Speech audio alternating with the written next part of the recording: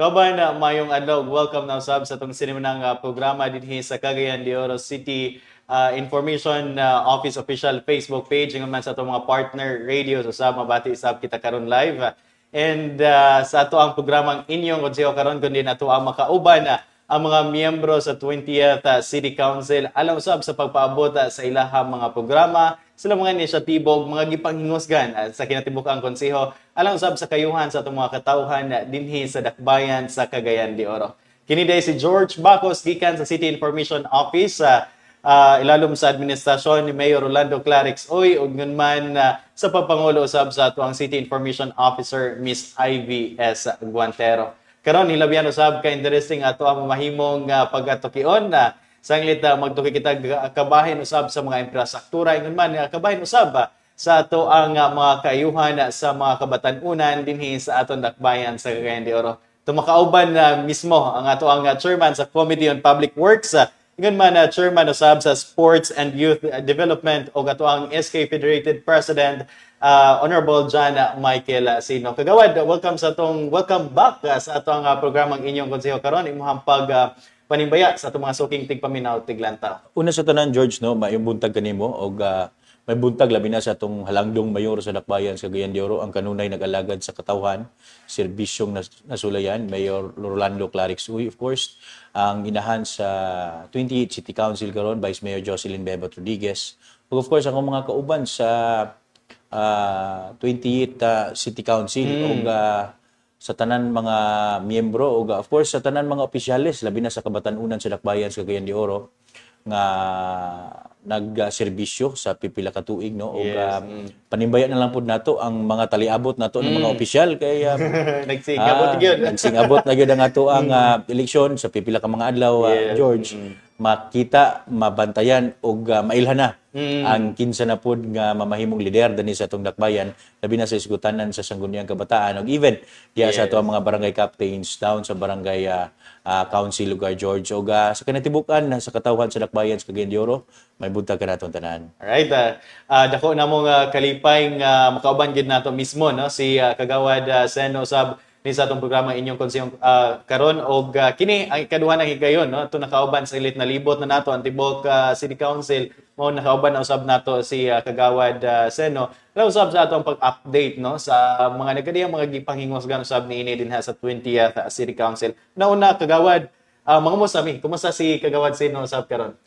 Kumbati gyapon George no sa pipila na lang ka mga adlaw nga maglingkod lugar ta isip Dante sa kabatan-unan nga na sa 20th City Council kay lagi musugot tag sa dili ang tanan amoy katapusan. Yes. Di ba? Og lagi karong November 30 moy atong katapusan nga adlaw diha sa konseho sa Dakbayan isip ang inyong SK Federated President. So kumbati lang gyapon ta sa the remaining na mga adlaw George og hopefully ang ako ang mga gipangpangandoy na mga ordinansa maduso o mapalabang panako before ako mukanaog sa komposisyon.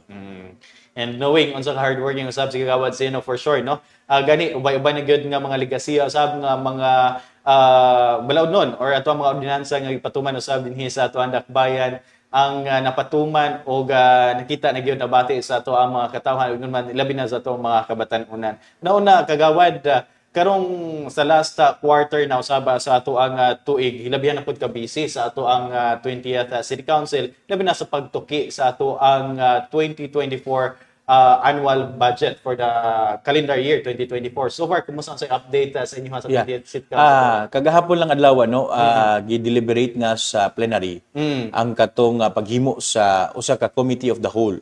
Both sabton nga tanan miyembro sa City Council gi-convene as a committee of the whole diin ang chairman niana mao ang sa kanunay sa pipila ka tuig lugar George, ang chairman yun yan na isang committee chairman sa Finance, Budget and Appropriation na si Councilor Yanlam Alamlim.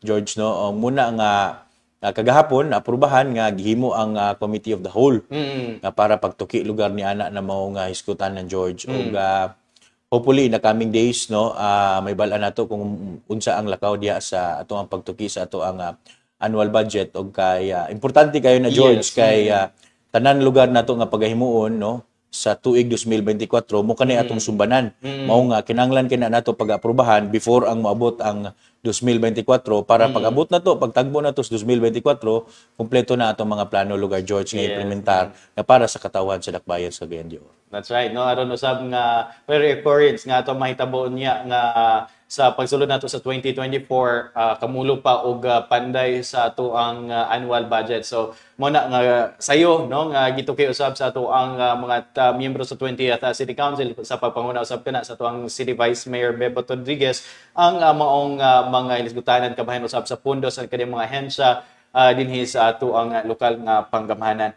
Itong nakita kagawad initially no sa ato ang annual investment plan for 2024 murag dako kay budget ang ato ang kabahin usab kini sa mga initial infrastructure projects nato. Can you tell us more about this ug sa nato ni paghingos og kagawad? Yes, George, no, naaman tayo ginatawag na kining City Development Council.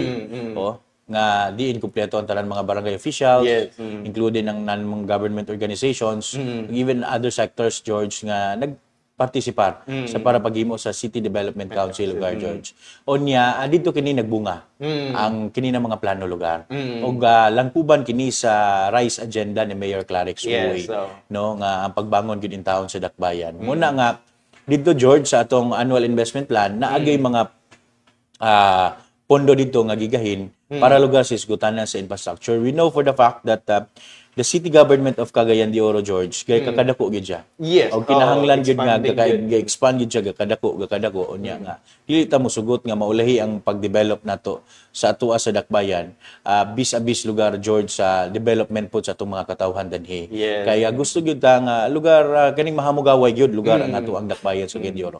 Una nga gipangusgan gyud ni Mayor Clarix Uy og ato yung pagasuportahan, George, isip chairman lugar sa committee sa infrastructure nga kini na mga proyekto kinahanglan mapatuman gyud sa tuig 2024. Kay lagi tumuong tinguha lamang nato nga maalagaran ng ato ang katawhan pinaagi sa pagsuporta sa mga pangandoy tinguha sa atong halandong mayor, George. That's right, no? And sa kining ato ang local development council usab nindot ni kagawad no kay of course naadri ang kaniyang mga sectors and of course ang ato ang mga department heads ato mga barangay officials at least nining higayon na sa kaya itong manggol nakita no sa kind of administration that we have right now under Mayor Clarix. So it's very consultative nga form of government. So katong mga yang yun gikan sa itong mga kabaranggayan susama ning mga infrastructure projects nga gikinahanglan sila mga barangay mapabot na sa ato ang dakbayan. So mismo dali ra sab matubag ni Mayor Clarix mo nang siguro dagway ang ato ang mga infrastructure projects atong mga proyekto dira og uban pa mga proyekto dinha sa itong mga kabaranggayan mabati gyud kay gikan man gini sa ato ang grassroots gikan sa atong mga barangay council which is nakaibalo unsay panginahanglanon sila mga barangay. Yes, George, no. Sa tuig 2024 na ng mga plano pero sa tuig 2023 karon tuiga nag-implement na ta, George, kani nga atong ginatawag na tog barangay empowerment program na gigipangayuan ang ato ang mga barangay officials unsa ba inyong gusto nga proyekto infrastructure nga na sa inyong matag barangay. Una nga matag karon og unya makita ninyo sa nagalain-lain na mga barangay sa dakbayan naagay mga proyekto ang ato mga barangay officials tungod kay gipangayon na nila sa atong langdong mayor. Muna sa imong gisulti kaganina nga kinibang consultative kind of government ang gusto ipaabot ni Mayor Clarix Uy ug natagamtam na karon lugar, George, no, atong nasinatian mo na ang mangayo mig dispensa kung ugali na ay paghinay lugar sa dagat sa trapiko tungod kay naay mga developments pod nga ipaabot diha, George, no. Mula gina gamay lang na sakripisyo ay lugar taliabot niya na maayo man pod ang ato ang sa hamugaway malugar nga taliabot nga panahon lugar, George, sa mga pananglitan na ng mga box culvert nga gipaghimo diha sa ato ang mga kadalanan although maka-create og traffic congestion, George, pero sa dali nga panahon ipaningkamutan nga ang katong scheduled time makuha gyud nato, George, para sa ingon nga dili kay nana kadako ang epekto lugar labi na sa pag-agwanta sa mga tao sa isgutanan sa traffic. Bitaw, no, nya kini gamay ra mang pag-antos nya long term man gud pud ang epekto ni kagawad, no. So mo na nga importante sab kay atong pag-antos lamang ug atong pagsabot, no, kay mapiktahan man gyud kung ano na tay patuman nga mga proyekto labi na sa mga existing nga mga kadalanan nato karon. And with this kagawad no ang kaganina lamang baguhay lamang i-groundbreak nato usab pud to sa inyong mga gingusgan sa 20th City Council labi na ninyo no kanimo sa chairman sa Public Works ang katong Mega Health Center dito sa Sitio Makanhan sa Barangay Carmen, which is pa fast track to ni Mayor ang construction niya to. So kana pipila lamang kana no sa mga proyektong napatuman sa inyong panghingusog usab sa komitiba sa Public Works, and of course sa suporta usab ni sa ato ang kinatibuk-ang 20th City Council.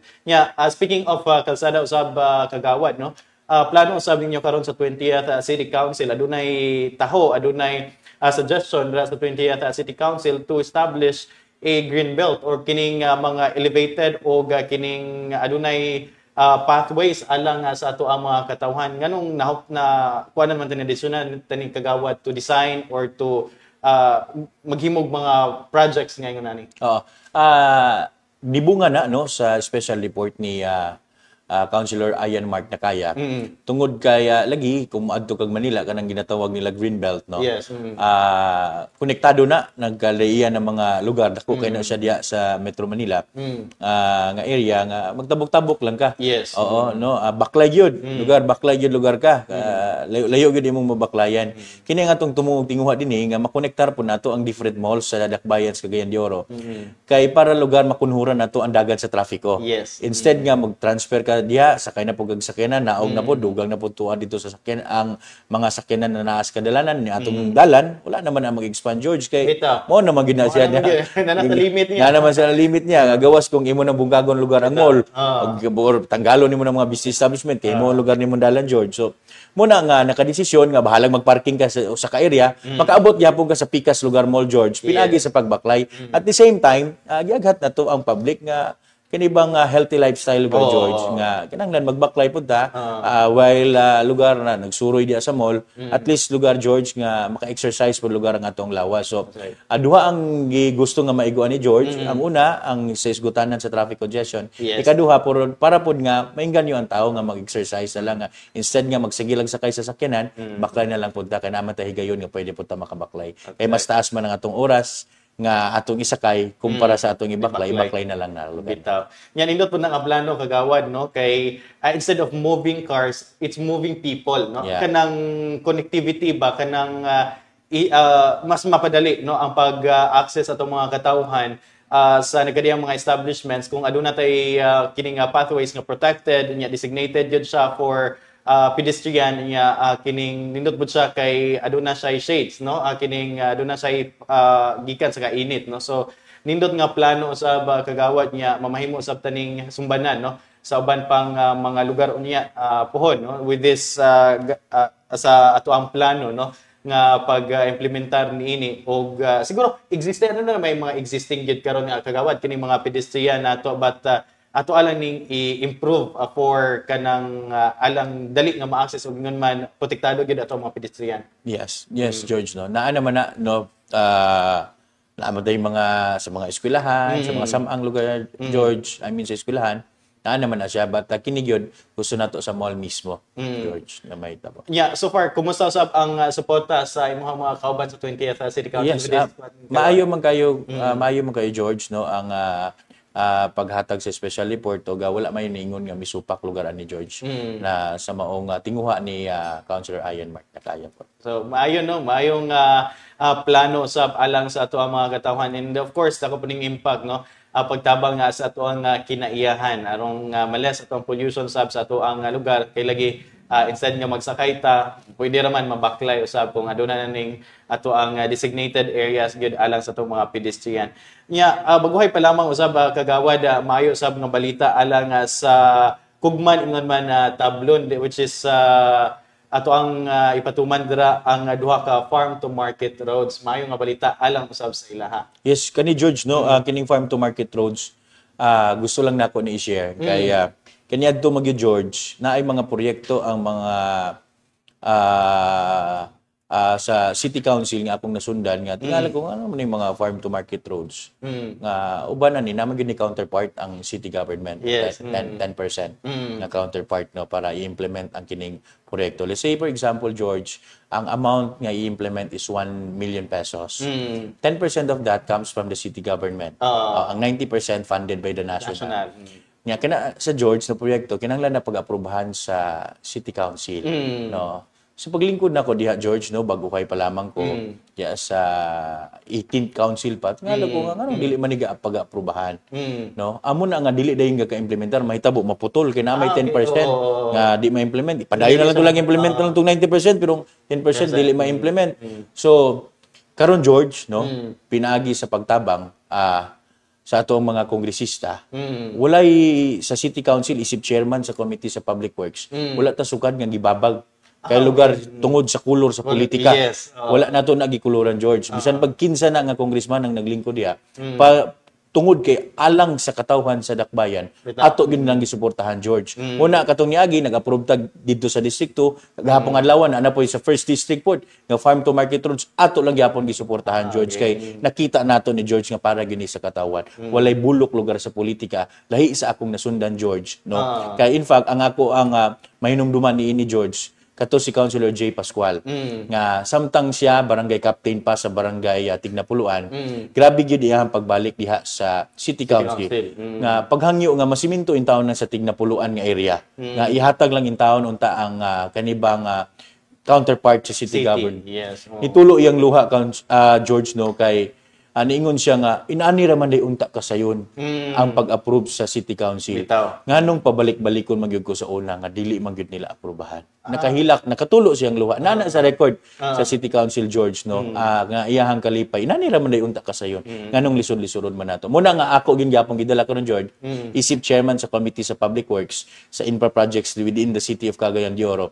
Gipahingosgan gyud nato nga kinahanglan mapalabang walay bulok sa politika sa isgutanan nga pagpanerbisyo nga mapalambo nato atong mga kaigsuonan nga kabus nga nain taon dito sa kabukiran. Nga in taon ang ilahang katagamtaman nga murag dalan nga kanibang dalan ba kani usapa ba kani nahubsan mura ba kani namalhan ba kani sa ani karon in taon makatagamtam sila nga maayo na lugar nga dalan simentado o ang ilahang mga lagutmon ang ilahang mga produkto mapaabot sayon danhi sa atuwa sa mga kaigsuonan nato. Bitaw, no? And kana ato ginang nakita throughout the years, no? Sa paglingkod ni Mayor Clarex nga once ang programa alang sa kayuhan and of course in fairness good no sa 20th City Council nga kuno galing adunay mga programa ang ipatuman maskin pag managlahi tuod ang kulor dinha managlahi ang political views but kung alang gyud sa kayuhan in fairness gyud sa 20th City Council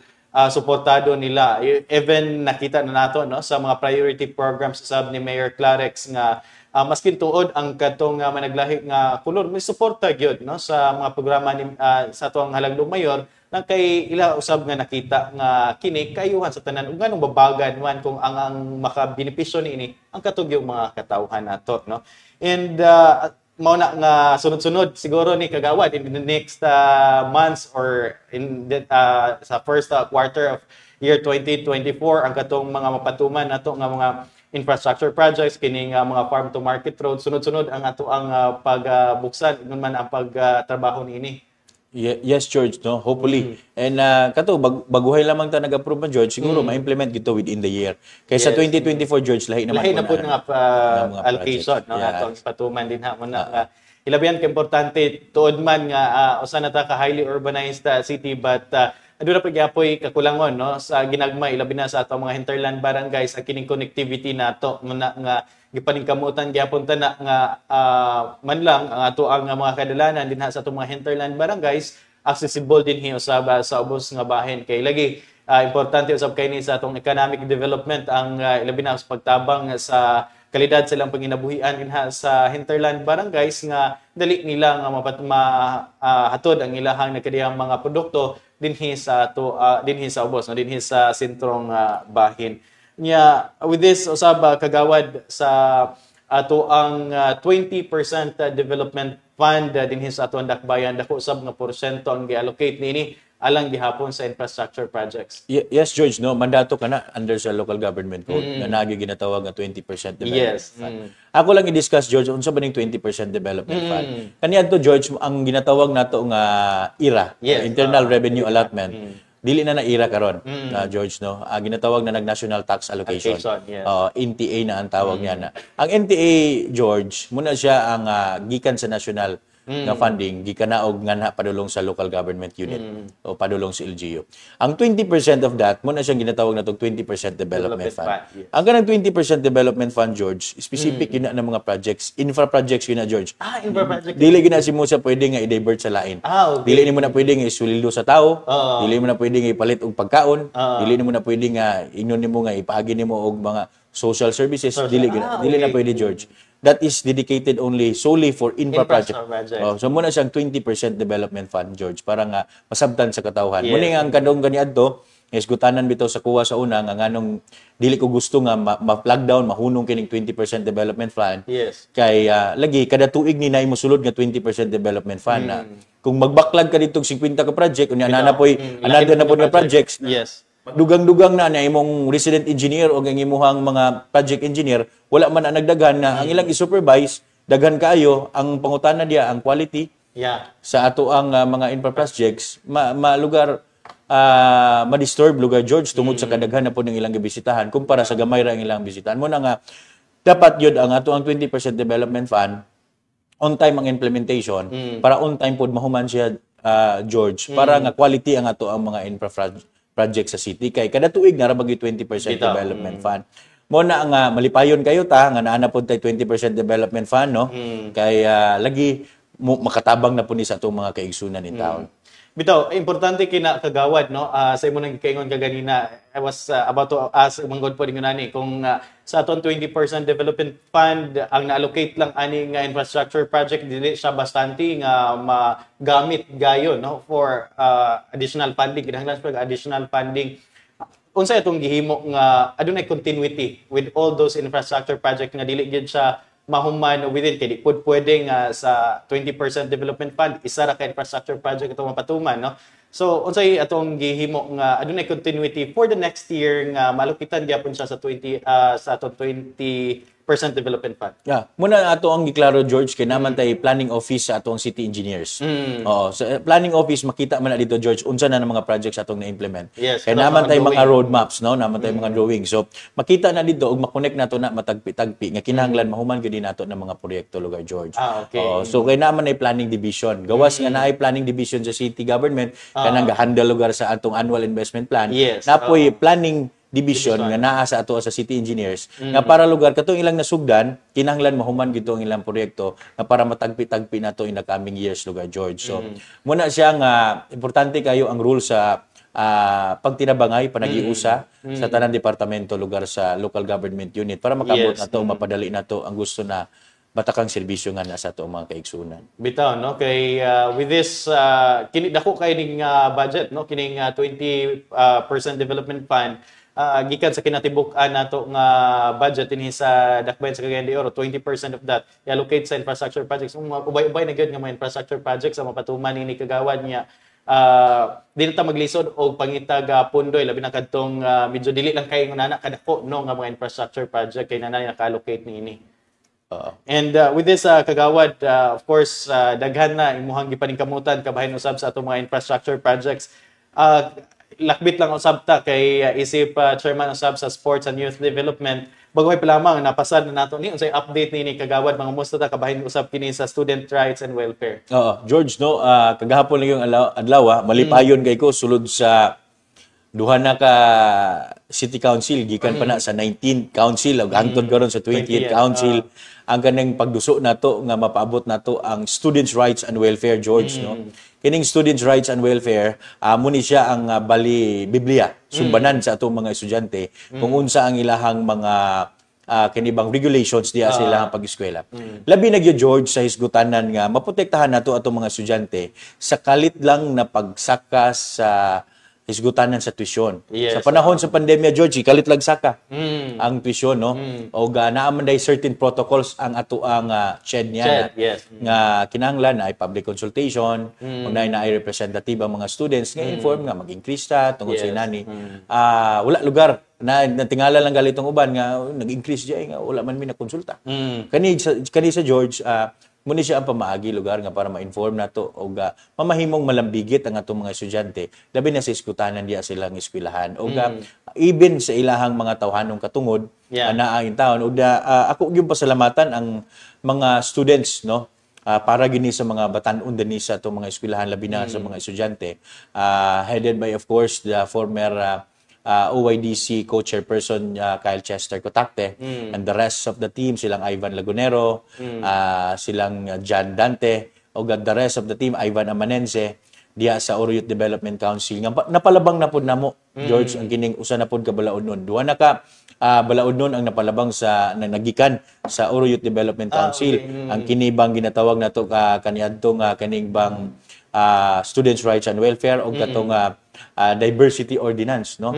Oo, sa nakapailalong maning Diversity Ordinance. Amo na siya ang katong sa atong mga kaigsunang LGBTQI+ nga maminusan unta ang ilahang kanibang discrimination and of course apil na po na itong mga kaigsunan ng mga Muslim nga sa panahon daw sa giyera sa Marawi, namalhin sila, namakwit sila danhi. Ang atong mga kaigsunan daw nga medyo magdumili nga dili may magparinta sa inyo kay mo ni atong mga kaigsunan Muslim. Pinagyan ng ordinansa dili na pwede nang imong balibaran tungod sa ilang cultural identity. Naana sukip dito sa ato sa ordinansa. Og I'm very proud of it, George, no, kay sa tibuok Pilipinas kini lugar gipaminaw ginato ang ato ang mga estudyante. Og George, ako lang pong i-announce nga I think this is the first in the Philippines nga ang usa ka local government unit napasa ang ordinansa nga Students' Rights and Welfare, George. Yes. This muna pinakauna sa tibuok Pilipinas and siguro ingnon ta nga mamahimo na akong ligasiya nga ikabilin before I leave, George, mo na nga sa imong pangutana kaganina lagi kung kumusta ko, muna yung doble pa gyud ang akong pagpaningkamot, George, sa katapusan ako nga imbis magluya kay hapit na mahuman mas ni doble pa gyud noon taon, George, muna nga nanglawam na yung taon ni atong mata pinaningkamot nga mapasar lang ni atong mga ordinansa. Bitaw, no, kay nindot kagawad to nga sa pagbalik lang taw niya nato pohon, no, sa imuhang pagdumala isip presidente sa tanang mga SK chairman dinhi sa Dakbayan sa Cagayan de Oro. Daghan, of course dili lamang kini, no, sa katong duha nato ka mga balaodnon, but I know ubay gyud daghan gyud ato ang mga napasan nga mga balaodnon labi na sa pagtabang sa atong mga kabatan-unan kayuhan sa atong mga SK. And kini ilahaning makita pod kauban of course kauban sa imong mga SK chairman kagawad nga sa kaniyang mga kabarangayan dinhi sa Dakbayan nga nakapakita gyud, no, og pagsuporta og ngan man mga lakang gibuhat nga proyekto na sa atong mga tagsa-tagsa ka mga barangay nga nakahatag positibo nga impact usab sa ato ang mga kabatan-unan.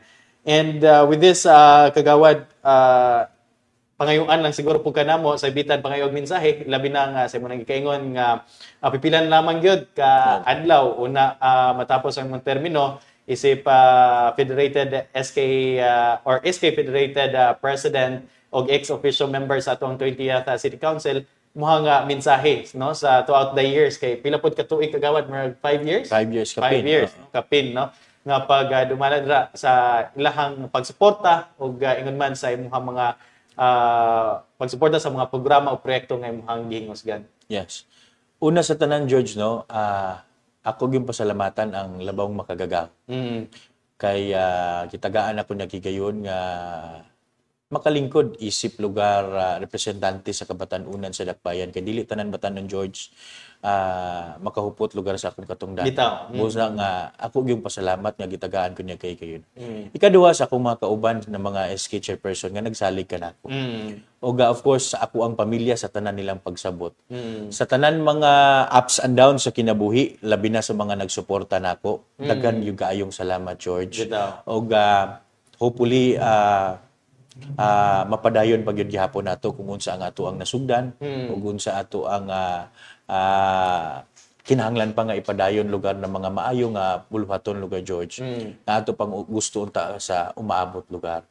Ug of course, George, no, sa kinatibuk-an nato nga pagpangaliya sa labawong makagagahom nga hopefully ang sunod gihapon na mamahimong SK Federated President mamahimo gyapon makiglambigit sa diskusyon dili lang kay ignon nga bata ra ka ya ra ka tamad gusto gyud nako nga ipakita sa public nga ang mga batan-on karon makiglambigit yun sa tanang diskusyon dinhi sa ato sa dakbayan ikaayo man sa ato sa dakbayan lugar kay gusto para lugar nga maboost pud ang moral sa ato ang mga batan-on nga dili lang ingnon nga batan-on ka ya ra gyud ka kun dili ipakita pa gyud nato nga we can do more kundi nga gipaningkamutan gyud nako George nga ipakita karon masugdan karon nga we can do more we can excel gikan sa mag-handle lang ka sa committee sa youth and sports karon gitunol ang komitiba sa engineering infrastructure and public works dako kayong sahas kagawad no?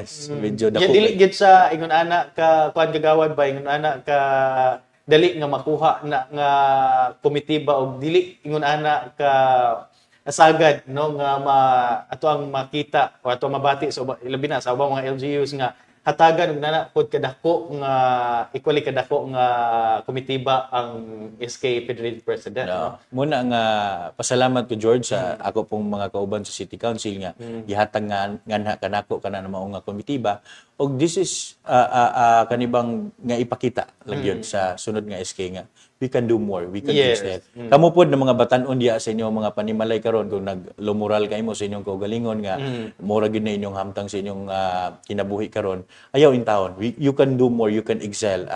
Labi na kay basta na lang kay pagsalig sa labaw makagagahom. O niya padayon lang gyud ka nga sa imong pagtungha sa imong pag-eskwela. Og bahala man og di ka makasakay sa kinabuhi, pwede ra man sad bagbaklay George. Bahala ginay-hinay.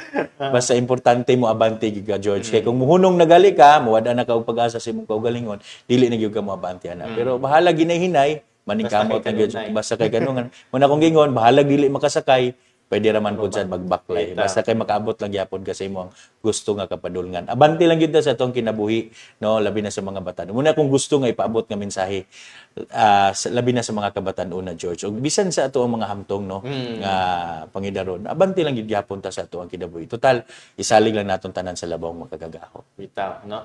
And with that, sa mga kauban, no? Ni kagawad sa, labi na sa itong mga SK chairperson, pipilan lamang ka daw and I hope nahimo sab nga kining looking back ba sa inyong pagpanerbisyo I hope nga satisfied daw ta mo kay for sure sa ikaw kagawad sa pag-assess pod nimo for sure murag accomplished ra pod kay imong paglingkod isip SK Federated President. Di po gumusulti George kay nga accomplish yung gay ko. Kay ang public service George wala man giingnon nga perfecto. Yes. So, there are always room for lapses George. But what is important for me George is that I do my best. Nga pwede na ako nga mahimo, mahatag nga na sa katawhan.